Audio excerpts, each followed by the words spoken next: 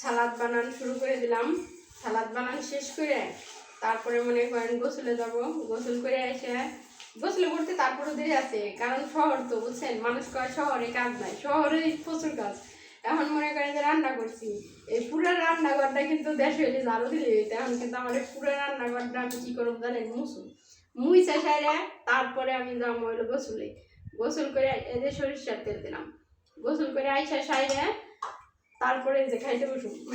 তাই বানাই রাই গেলাম, ক্ষুধা লাগছে কিন্তু অনেক। দেখছেন এই কত সুন্দর করে সরিষার তেল আর একটু দিই।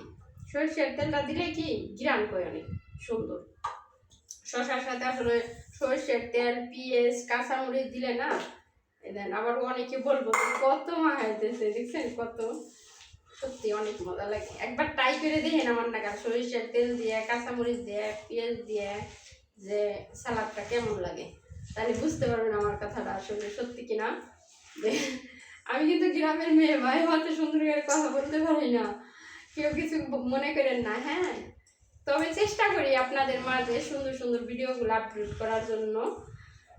সবাই আমার ভিডিওগুলো একটু দয়া করে কষ্ট করে শেয়ার করুন ভাইয়ারা এবং আপুরা। এই যে চটকায় মাখাইলে কি মনে করেন সব মশলাটা শশার ভিতরে যায়, ভালো লাগে। বিসমিল্লাহ খাই নিয়ে খাই আপনাকে রিভিউ দিই। বিসমিল্লাহ, আমার পানি এসে গেছে জিভে। বিসমিল্লাহ, সত্যি অনেক মজা। রাখবেন নেই, অনেক মজা।